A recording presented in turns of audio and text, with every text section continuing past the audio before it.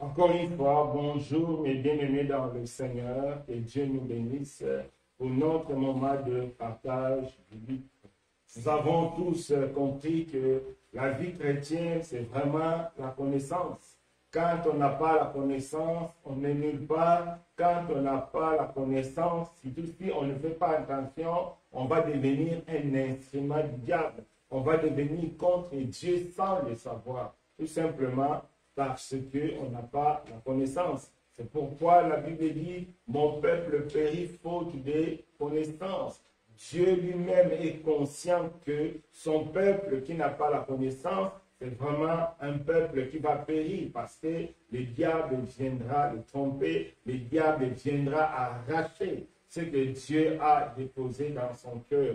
Donc, comme d'habitude, le samedi, c'est vraiment le moment de partage. Nous sommes toujours dans notre grand thème, c'est comment être un chrétien selon Dieu. Donc, nous voulons vraiment être un chrétien selon Dieu, pas un chrétien selon nous-mêmes, pas un chrétien selon les hommes. Nous voulons vraiment être un chrétien selon Dieu. Alors, on a vu depuis presque 2 mois, nous sommes en train de voir chaque samedi les éléments nécessaires. On avait commencé par les éléments de base. Maintenant, nous sommes en train de monter vers la nourriture solide, vers les éléments qui vont nous permettre vraiment de devenir comme Christ. Parce que c'est ça la finalité de la vie chrétienne. Dieu veut que nous soyons sur la terre comme Christ a vécu. Maintenant, donc, c'est à nous vraiment de chercher à comprendre comment Christ a vécu. Donc, sans tarder, nous allons élever nos voix pour demander l'assistance de Dieu. Éternel Dieu des armées, merci pour ta grâce. Merci pour tes bienfaits. Merci pour ton amour. Nous avons besoin de toi. À travers ce moment, nous voulons t'écouter. À travers ces moments, nous voulons recevoir de toi la vie.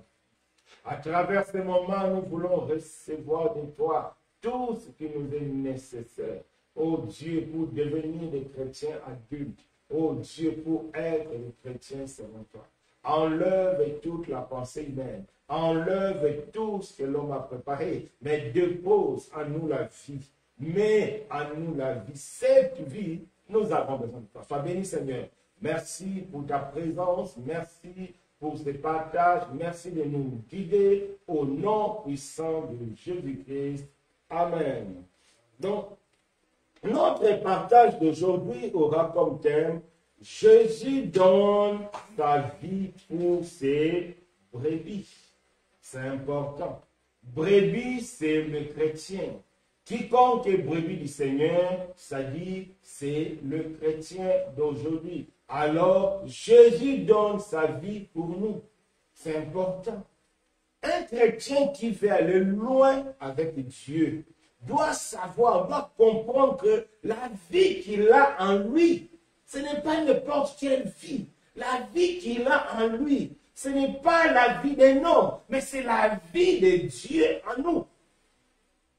Et nous savons qu'à travers notre Seigneur Jésus, c'est Dieu lui-même qui est venu nous libérer. C'est Dieu lui-même qui est venu nous donner la vie. Donc la vie que nous possédons, si réellement tu es chrétien, né de nouveau, c'est que la vie que tu portes, la vie que tu portes en toi, c'est la vie de Jésus. C'est pourquoi il a dit que le bon berger donne sa vie à ses brebis.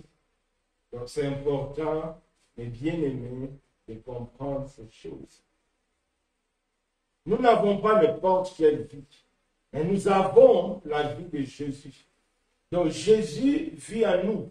C'est Jésus qui est l'auteur de la vie que nous possédons. Donc, si tu es chrétien, tu dois savoir que la vie que tu as, c'est Jésus qui en est l'auteur. Alors, pourquoi la connaissance de savoir que tu as la vie de Jésus est importante? Pour 2 raisons.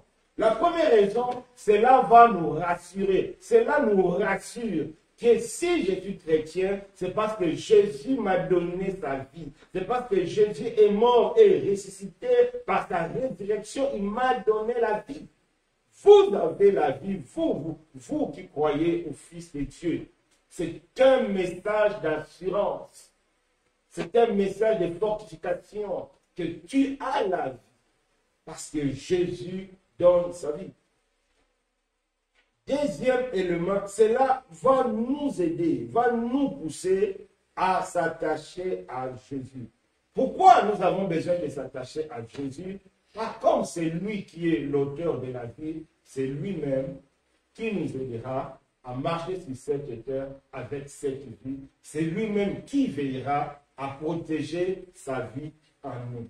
Donc c'est important, bien aimé, de savoir que la vie que tu as, c'est la vie de Jésus. Ce n'est pas n'importe quelle vie. Donc sans tarder, nous allons prendre le Bible, comme c'est le partage biblique. Nous allons prendre le Bible, si les frères peuvent nous lire, dans Jean 10, verset 11.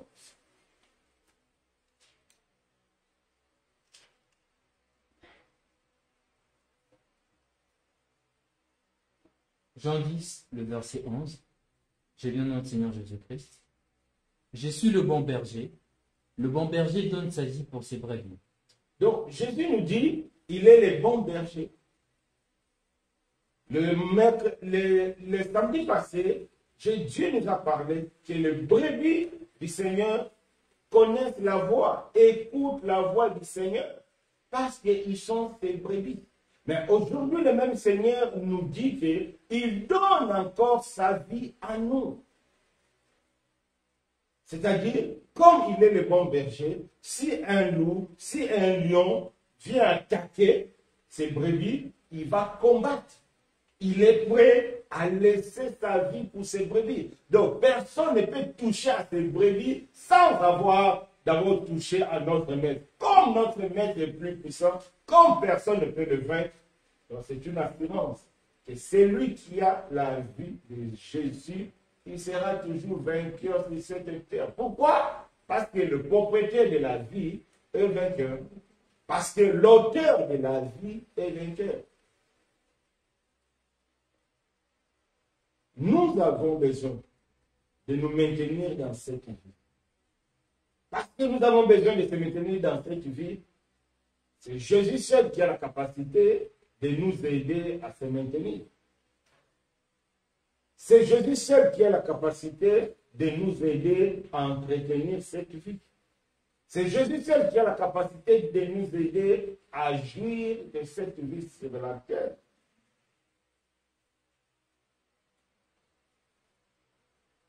Si on est conscient que la vie que nous avons, c'est la vie de Jésus, cela nous aidera à marcher conformément à la volonté de Dieu.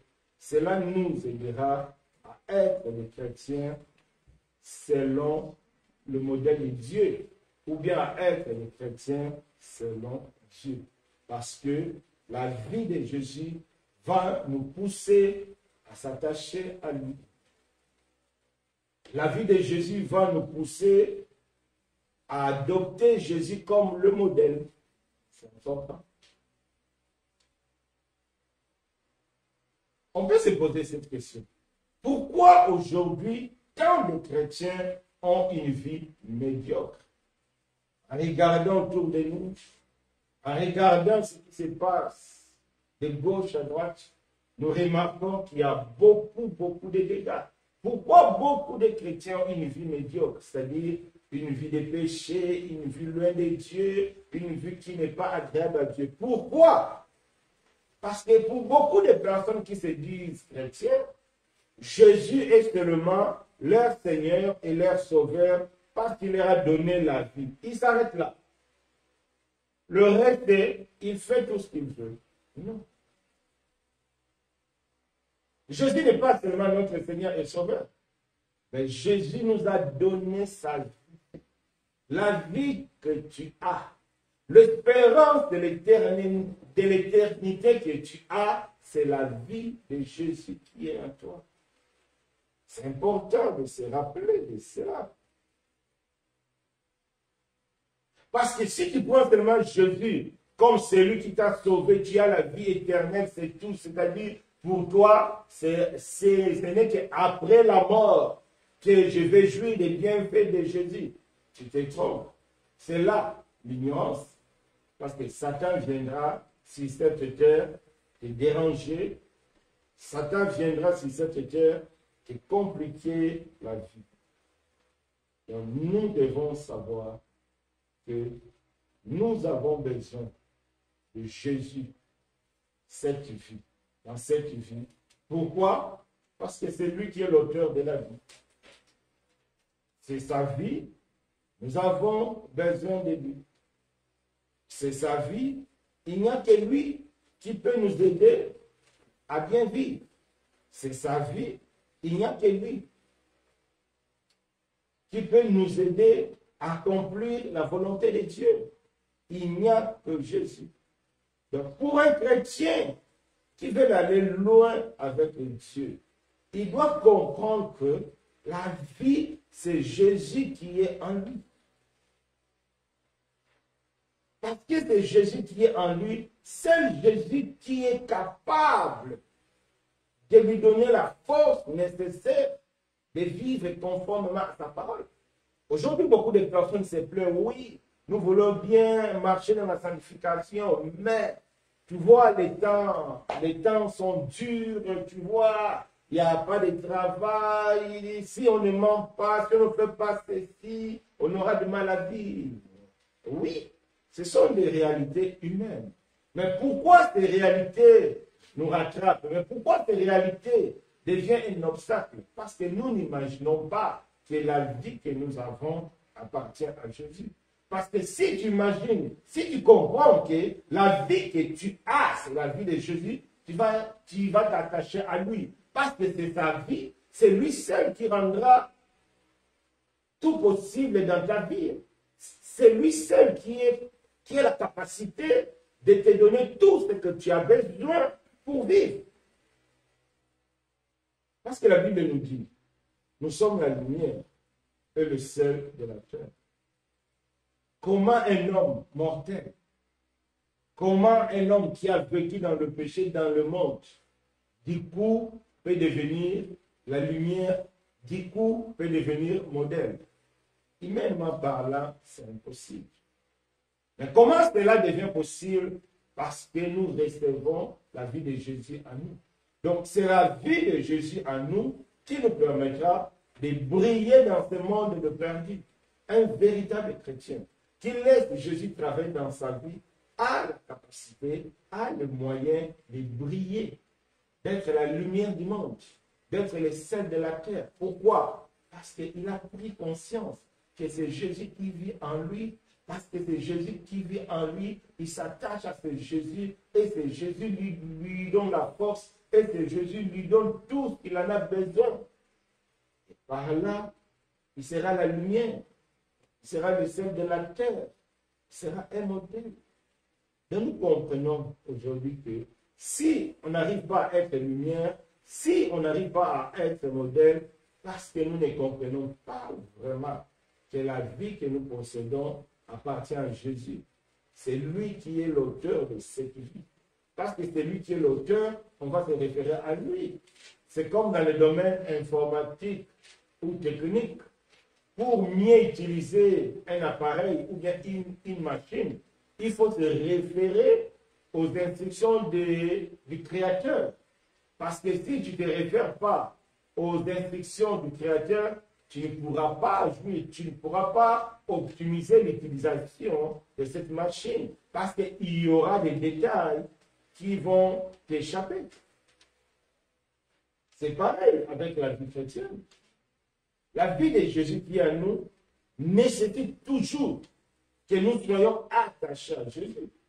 Parce que c'est lui qui va nous communiquer tout ce que nous avons besoin. Parce que la vie que Jésus nous donne, ce n'est pas n'importe quelle vie. Hein. La vie que Jésus nous donne, c'est la vie que nous obtenons par sa mort et par sa résurrection. Parce que par sa mort et par sa résurrection, Jésus a vaincu le monde. Jésus a vaincu Satan et toutes ses dominations. Si on peut même lire cela, Colossiens 2, verset 15. Colossiens 2, verset 15. Colossiens 2, Verset 15. verset 15. Je commence par le verset 14. Nous lisons notre Seigneur Jésus-Christ. Il a effacé l'acte dont les ordonnances nous condamnaient et qui subsistait contre nous. Et il l'a éliminé en le clouant à la croix. Il a dépouillé les dominations et les autorités, les a livrées publiquement en spectacle, en triomphant par la croix. Qu'est-ce que le Seigneur a dit? Il a dépouillé les dominations et les autorités en le clouant à la croix. Par sa mort et par sa résurrection, Jésus a dominé Satan. Jésus a dominé tous les démons. Jésus a dominé toutes les puissances négatives. C'est important de comprendre ces choses. Parce que cela aura un impact réel dans notre vie. Pourquoi aujourd'hui, beaucoup de chrétiens vivent dans la peur? La peur d'être bouffé par des sorciers, la peur d'être stoppé par des sorciers, la peur que les sorciers puissent gâter leurs projets, leurs affaires. Pourquoi ils vivent dans cette peur? Parce qu'ils ignorent ce passage. Oui, parce qu'ils ignorent ce passage que Jésus a tout dominé. Parce que si tu as la vie de celui qui a tout dominé, toi aussi tu vas dominer. C'est en lui que nous dominons. C'est en lui que nous sommes la lumière du monde. C'est en Jésus. Par sa vie qui est en nous. Pas autre chose. Donc, être chrétien, ce n'est pas seulement avoir l'espérance que après ma mort, je serai au paradis. Non. Être chrétien, c'est aussi de prendre conscience que Jésus vit en toi. Aujourd'hui, sur la terre, Jésus vit en toi. Là où tu es, Jésus vit en toi. Avec toute son autorité, avec toute sa puissance, il vit en toi. Donc là, dans Colossiens 2,15, on voit comment il a dominé. Jésus a vaincu le péché. Jésus a vaincu tout obstacle qui pouvait nous empêcher ou bien empêcher la sainteté de Dieu dans notre vie.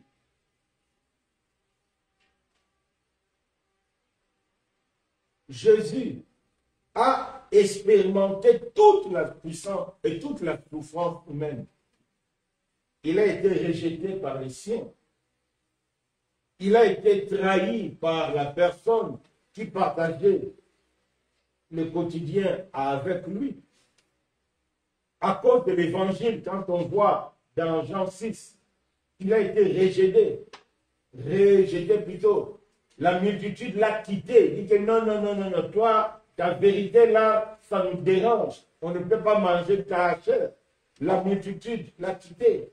On voit avec sa maman, on l'a poussé à faire quelque chose avant l'heure. L'histoire de Jésus nous montre comment il a été humilié, comment il a été maltraité. Pourquoi Jésus a expérimenté toute la puissance et toute la souffrance humaine? C'est tout simplement pour nous rendre capables de supporter aussi toutes ces choses-là dans notre vie. Oui. Si Jésus s'est laissé maltraiter, s'est laissé bafouer, s'est laissé insulter, s'est laissé trahir, tout simplement, c'est pour nous aider. C'est pour nous rendre capables à vivre dans cette terre de méchants, à vivre dans ce monde perdu, conformément à sa volonté. Parce que comme lui, il a expérimenté tout ça, il est aussi capable en nous de nous donner la force nécessaire. Jésus donne sa vie pour toi, pour te rendre capable d'expérimenter aussi la souffrance et d'être vainqueur de la souffrance. Et que la souffrance n'ait pas un impact négatif dans ta vie. pour que tu puisses continuer le chemin conformément à sa volonté. Donc Jésus nous rend forts et résistants face à toute épreuve, face à toute tentation. C'est ça, la vie de Jésus en nous. C'est pourquoi il donne sa vie pour ses brebis.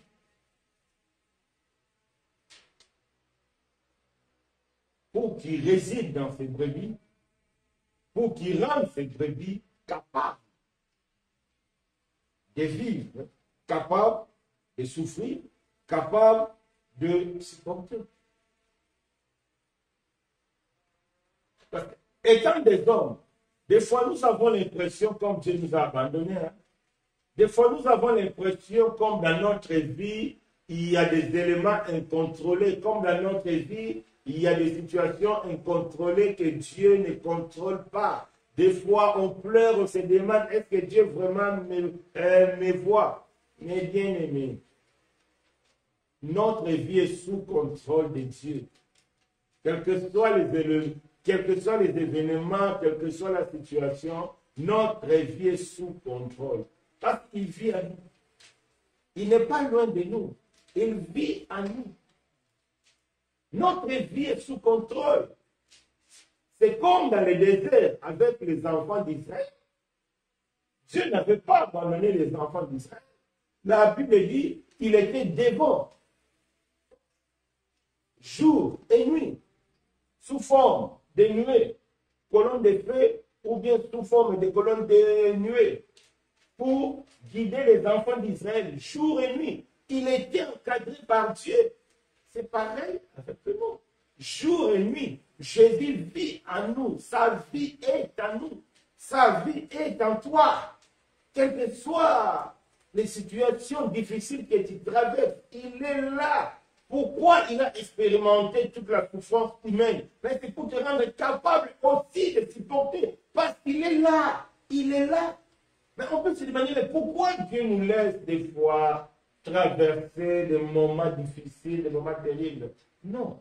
Tout ce que Dieu fait est bon. C'est pour notre intérêt. C'est pour notre formation.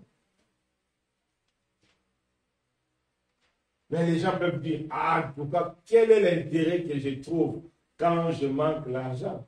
Quel est l'intérêt que je trouve quand j'échoue? Parce que c'est Dieu qui le permet. La Bible dit, tout ce que Dieu fait est bon.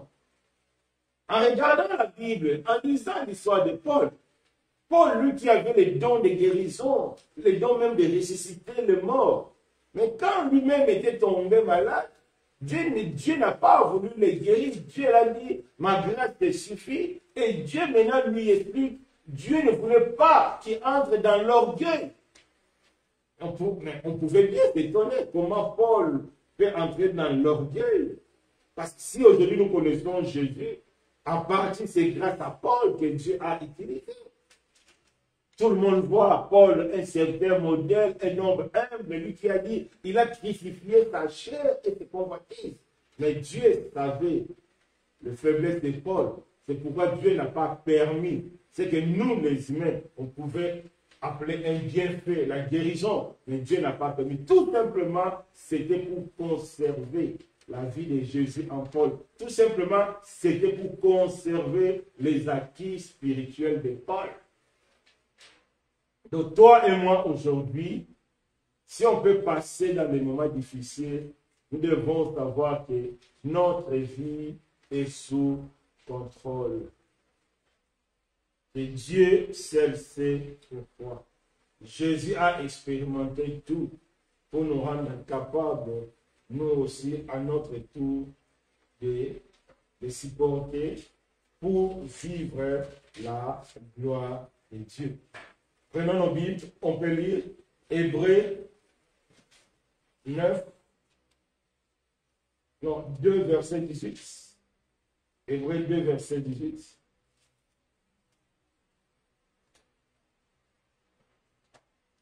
Hébreux 2 verset 18. Hébreux 2 verset 18. Car du fait qu'il a souffert lui-même et qu'il a été tenté, il peut secourir ceux qui sont tentés. Attends, on peut répéter.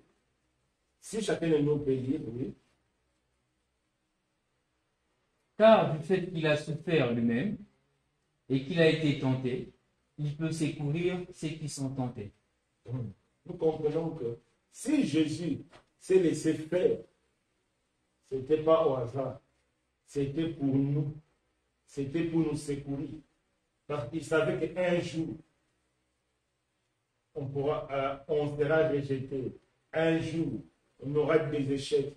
Un jour, on allait manquer de l'argent. Un jour, on allait être sous de fausses accusations. Un jour. C'est pourquoi Jésus a expérimenté tout ça. C'est pour nous secourir. C'est important parce que ta vie est à nous. Vous voyez, quand tu es conscient que Jésus est en toi, tu ne seras pas chrétien comme n'importe quel chrétien. Mais tu seras chrétien qui a conscience que la vie de Christ est en moi, que tout ce qu'il a passé, il a fait ça pour me rendre capable à moi aussi de passer à mon tour. Il est maintenant prêt de secourir tous ceux qui seront tentés ou tous ceux qui sont tentés. Voyez comment Dieu a fait pour nous permettre de marcher dans la sanctification, pour nous permettre de vivre dans la sanctification. Il est là pour nous. Donc Jésus nous met en position d'être secouru.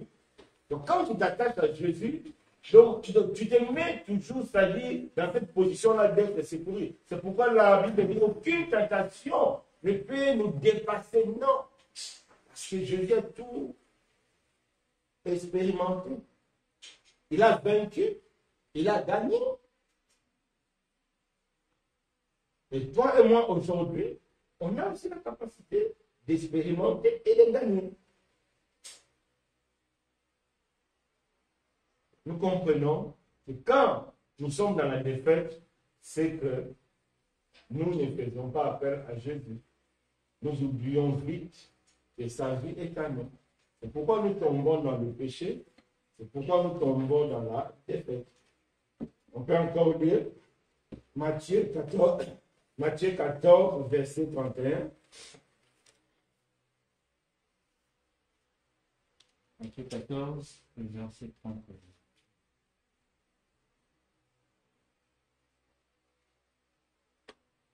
Aussitôt, Jésus étendit la main, le saisit et lui dit, « Homme de peu de foi, pourquoi as-tu douté ?» Tu peux monter un peu même 30 pour voir pourquoi dans le contexte. Okay. Matthieu 14 commence à partir du verset 26. Quand le disciple le virent marcher sur la mer, ils furent troublés et dirent, « C'est un fantôme. » Et dans leur frayeur, ils poussèrent de cris. Jésus leur dit aussitôt, « Rassurez-vous, c'est moi, n'ayez pas peur. » Pierre lui répondit, « Seigneur, si c'est toi, ordonne que j'aille vers toi sur le seau. » Et il dit, « Viens. » Pierre sortit de la barque et marcha sur le seau pour aller vers Jésus. Mais voyant que le vent était fort, il eut peur, et comme il commençait à enfoncer, il s'écria, « Seigneur, sauve-moi. » Aussitôt, Jésus étendit la main, le saisit et lui dit, « Homme de peu de foi, pourquoi as-tu douté ?» Oui, ici c'est l'histoire de Pierre. Pierre a vu Jésus marcher sur l'eau. Pierre aussi a dit, oui, Seigneur, comme toi tu marches sur l'eau, ordonne pour que moi aussi je marche sur l'eau. Jésus a ordonné marche. Pierre commençait à marcher sur l'eau. Du coup, il y a eu des vents, le vent. Pierre a eu peur. Il commençait à sombrer, à se noyer. Jésus l'a dit, l'homme de peu de foi. Si on fait un peu marche en arrière, la Bible nous dit quoi? Comme lui, il a été tenté en toutes choses, il est maintenant prêt à nous secourir. Ce que Jésus a accompli sur la terre, il a accompli pour nous rendre capables aussi de l'accomplir. Comme lui, il a marché sur la mer, Pierre aussi avait la capacité. C'est pas pour rien qu'il a marché, c'est aussi pour donner exemple que si vous avez la foi, vous pouvez marcher. Et quand Pierre avait la foi, il marchait. Dès qu'il a perdu la foi, Pierre commençait à sombrer.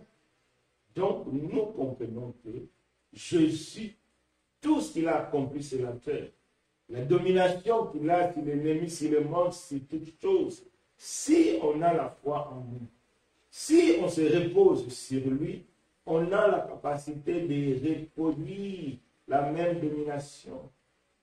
On a la capacité de reproduire le miracle qu'il a accompli. On a la capacité de reproduire.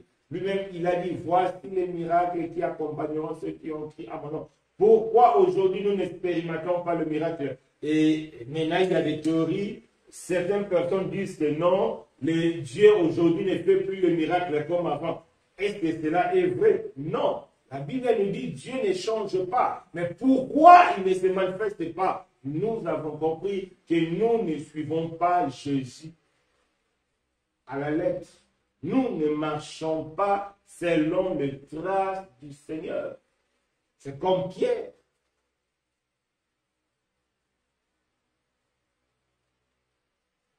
En pleine marche sur la mer, il a perdu la foi. Et c'est impossible de se tenir.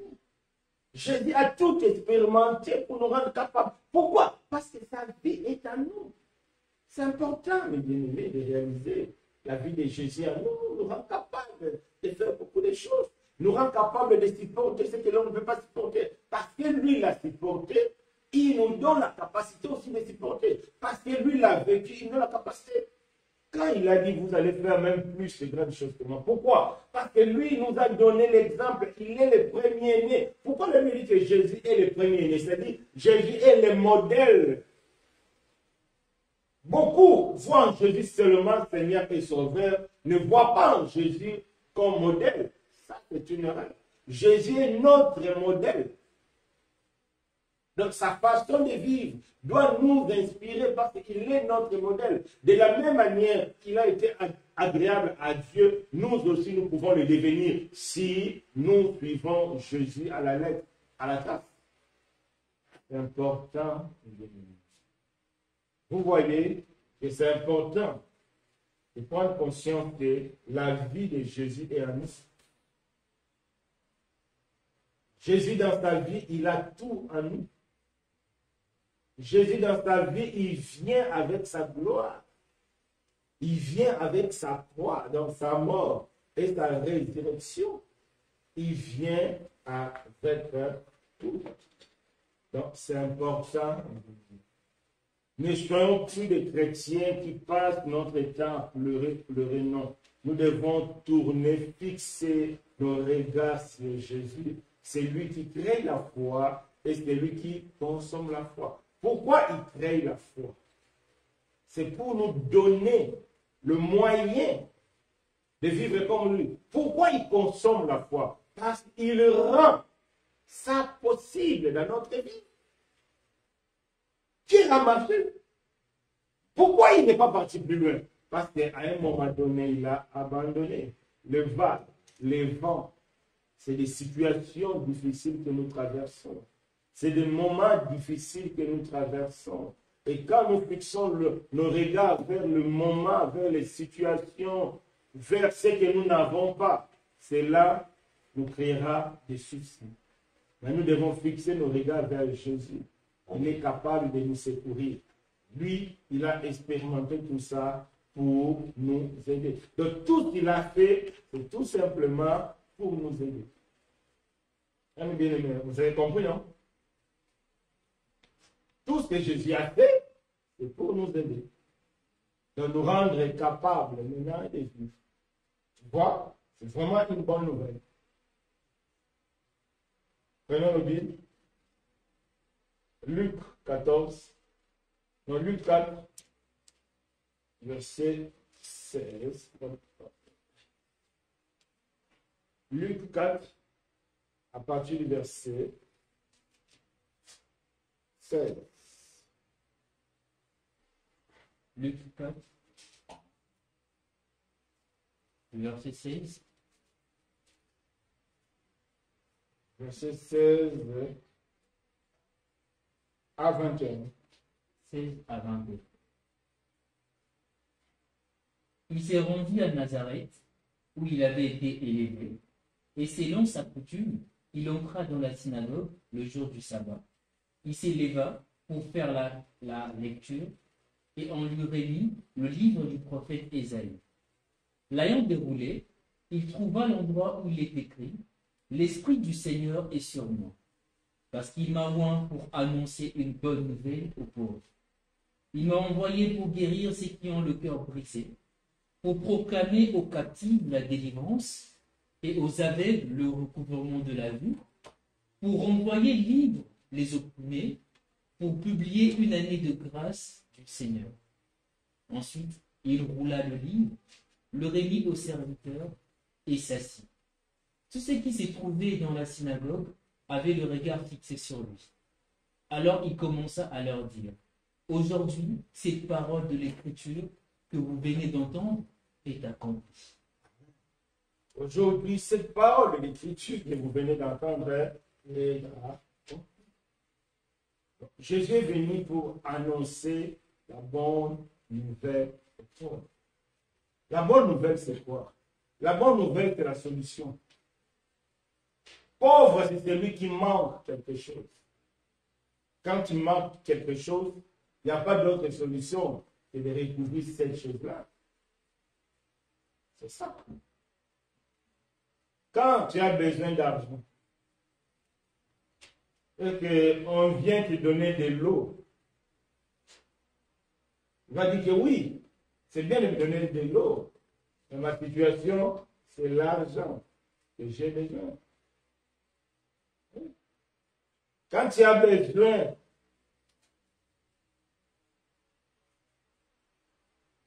du travail, on vient te donner 100 $ ou 200 $, tu vas dire c'est bien, je vais manger, ça va finir, j'ai besoin du travail. Donc la bonne nouvelle pour celui qui cherche le travail, c'est de lui donner le travail. La bonne nouvelle pour celui qui a faim, c'est de lui donner la nourriture. Alors Jésus a dit, il est venu annoncer une bonne nouvelle aux pauvres. Pauvre, c'est celui qui manque quelque chose. Peut-être dans ta vie, tu manques quelque chose. Peut-être tu as l'impression ou bien tu vis des situations qui te manquent quelque chose. Sache-le que c'est Jésus qui est la chose là qui te manque. Donc c'est Jésus qui est la chose là qui te manque, c'est lui. Je ne sais pas qu'est-ce qui te manque, mais je sais seulement la solution à ce qui te manque. Donc c'est Jésus qui est la chose qui te manque. Oui. Tu as besoin de la paix. Tu as besoin de la joie. Tu as besoin de la confiance à toi. Tu as perdu tout espoir. Viens en Jésus. Il te donnera l'espoir que tu as perdu. Cette parole est accomplie. Ce n'est pas pour rien que Dieu a envoyé Jésus. C'est pour répondre. C'est pour nous annoncer cette bonne nouvelle. Donc, la solution, la bonne nouvelle, c'est la solution aux choses qui nous manquent. Mais la chose qui manque aux hommes, la chose la plus importante, ce n'est pas l'argent, ce n'est pas le travail, ce n'est pas le mariage, ce n'est pas le voyage. C'est la vie éternelle. C'est la vie éternelle. Pourquoi la Bible dit, cherche premièrement la vie éternelle, le reste Dieu te donnera. Il faut d'abord sonner ton cœur. Est-ce que tu as la vie éternelle? Quel que soit le bien matériel que tu peux avoir, si tu es conscient qu'à toi, il n'y a pas la vie éternelle, c'est que tu es pauvre. Et sache-le, Jésus est venu t'annoncer une bonne nouvelle, la solution. C'est lui qui est la vie éternelle. Crois en lui. Place la confiance en Jésus, tu seras sauvé. la vie. Il est venu guérir le cœur brisé. Beaucoup de déceptions, beaucoup de soucis, beaucoup de solitude. C'est Jésus. Viens en Jésus. Pour des lecteurs de la Bible, on se rappelle de l'histoire de Anne, la maman de Samuel. Elle était trop tourmentée par sa rivale. À un moment, elle a compris que faire du bruit à la maison, se battre, quitter la maison, ça ne va pas être la solution. Elle est montée à la montagne de l'Éternel. Elle est montée vers Dieu. Dieu a comblé son cœur. Anne a dit, elle a compris que ce n'est pas la peine de pleurer. Notre Dieu, c'est un Dieu qui connaît tout. Peut-être c'est ton cas. Tu es maltraité quelque part. Peut-être c'est ton cas. Tu vis des situations difficiles. Fais comme Anne. Viens en Jésus. Viens en Jésus. Il va te guérir. Il a tout expérimenté pour toi. Pour te donner la vie éternelle. Pour te donner la délivrance. Peut-être tu es esclave de l'alcool, tu es esclave de l'argent, de la mort des femmes, des hommes.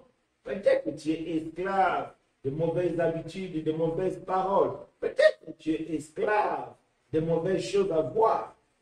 Viens en Jésus. Il va te délivrer. Il est venu pour te délivrer. C'est ça sa mission. Il est venu pour te délivrer. Je ne sais pas là où tu es esclave.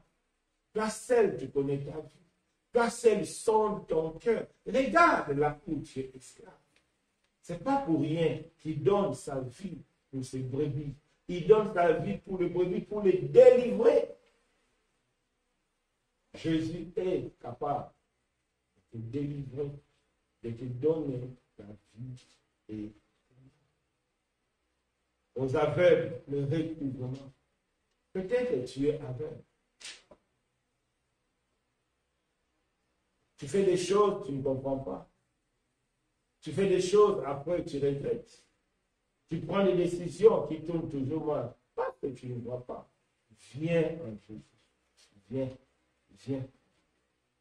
Venez à moi, vous tous qui êtes fatigués, vous aurez du repos. Parce que lui, il est le repos. C'est ça la bonne nouvelle. La bonne nouvelle, c'est la solution. As-tu un souci? As-tu un problème? Tout vient à Jésus. Donne ta vie à Jésus. Tu verras que les choses de la vie deviendront secondaires. Tu auras la vie éternelle. Et à travers cette vie, Dieu prendra soin de toi selon sa grande richesse. Viens en Jésus. Viens. Une année de grâce.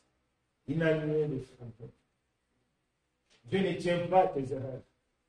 Dieu ne tient pas compte de tes manquements. Dieu ne tient pas compte de tes rébellions. Dieu ne veut même pas compter tes péchés. Et Dieu t'appelle, viens en Jésus. Tu auras la vie, va te pardonner. C'est ça la bonne nouvelle. La solution à ton problème. Peut-être les péchés te dérangent. Peut-être les soucis de la vie te dérangent. Viens en Jésus. C'est ça la bonne nouvelle. C'est ça la solution pour toi. Tu auras la vie. Tu auras la solution. C'est ça. Il est venu pour nous donner la vie. Prenons encore le Bible, Jean 14, verset 3.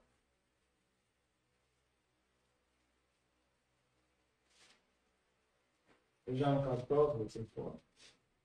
Jean 14, verset 3.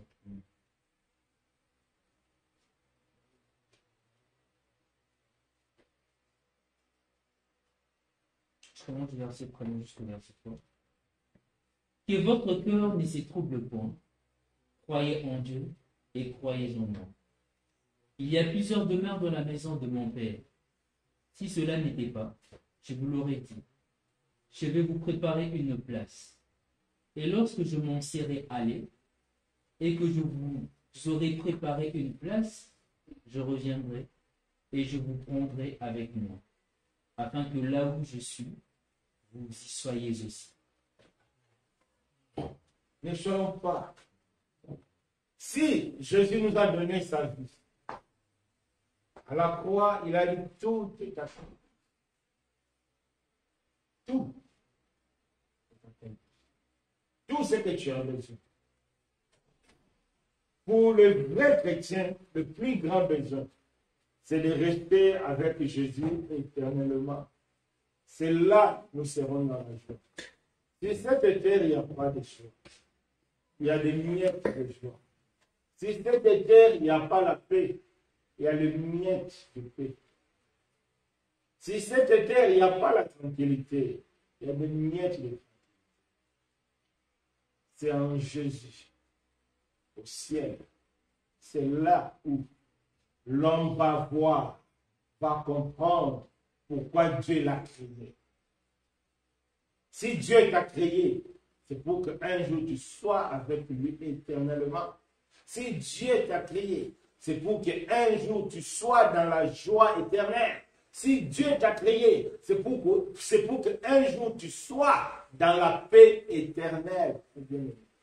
Toi, qui veux être chrétien selon Dieu, cherche la vie de Jésus en toi. Comprends que tout ce que Jésus a fait, c'était pour toi. C'était pour te secourir, pour t'aider à traverser, oui. Les temps difficiles viendront, oui. Le moment compliqué viendra, oui. Le moment de manquement viendra. Mais tout cela ne change rien de ce que Dieu a pour toi. Ce n'est que des moments temporaires que Dieu a déjà prévu la solution. Parce que Jésus a déjà traversé, il a déjà été tenté pour te secourir. Afin que là où il sera, toi et moi, nous soyons aussi là, là-bas. Que Dieu nous fasse grâce. La vie de Jésus en nous, c'est pour qu'il nous assiste, pour qu'il marche avec nous, pour qu'il nous accompagne. Il est vrai, nous sommes vraiment dans les temps difficiles. Jésus a tout expérimenté. Les temps difficiles que toi et moi nous vivons aujourd'hui, Jésus a déjà expérimenté pour toi. Il a été rejeté. Imaginez-vous celui qui est entouré de 5000 ou plus de 5000 personnes. Du coup, tout le monde disparaît. Il reste seulement avec les 12. À la croix, même ses apôtres ont pris la fuite. Il a vécu tout ça. C'est pour te dire qu'il est prêt à te secourir. Parce que sa vie est en toi. Je ne sais pas quel est ton problème. Je ne sais pas quelle est ta situation. Je ne sais pas qu'est-ce que tu traverses. Moi, je sais seulement la solution, c'est Jésus. Quel que soit ce que tu es, quel que soit ce que tu vis, quel que soit le travail, je ne vais même pas savoir le problème. Et moi, je vous annonce la solution à tout. Parce que c'est la bonne nouvelle qui est la solution. Maintenant, nous allons prier. Nous allons nous disposer. Que chacun de nous sonde son cœur. Que chacun de nous entre dans la profondeur de son âme. Qu'il voit ses défaites. Qu'il voit ses manquements. Qu'il voit ses échecs. Ses rejets. Comment il est abandonné, comment il est laissé, comment il souffre, comment il traverse les moments difficiles. Et Jésus nous dit, lui aussi il a traversé tout ça pour te secourir. Il a traversé tout ça pour être la solution pour toi. Aujourd'hui, il est la solution. Je te demande de tout déposer à la croix. Je te demande de tout laisser à la croix. Élevons-nous. Oui. Je viens me servir. Je viens abandonner tout à la croix. Tout. Éternel Dieu. Tout. Tout. Tout. Tout. Tout. Le puissant. Je viens pas. Je viens laisser tout. Laisser tout. Merci. Merci, mon Dieu.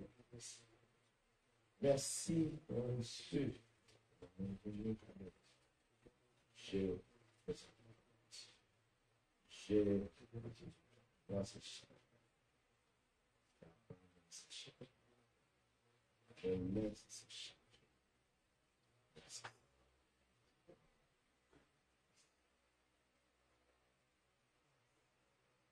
Amen. Donc, s'il y a des questions, est-ce qu'il y a des questions? On commence par les gens ici en présentiel. Est-ce qu'il y a des questions ici? Oui. Oui. Et ça ne va pas cadrer avec le partage, donc c'est juste pour revenir sur un passage, Jean 14, juste une petite explication. Le Seigneur dit, croyez en Dieu et croyez en moi. Pourquoi cette précision? Pourquoi cette précision? Croyez en Dieu, croyez en moi.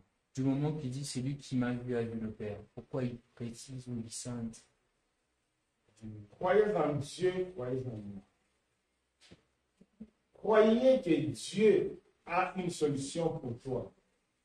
Et cette solution, c'est moi qui ai la solution. C'est-à-dire, croyez en Jésus parce que cette solution que Dieu a prévue pour les hommes, cette solution, Jésus. C'est pourquoi il nous dit de croire en Dieu, de croire en lui, parce que la solution de Dieu, c'est lui qui est la solution de Dieu pour donner cette vie-là éternelle. Et Dieu, ce que Dieu a promis, Dieu a accompli ça en lui. C'est bon? Il y a d'autres questions?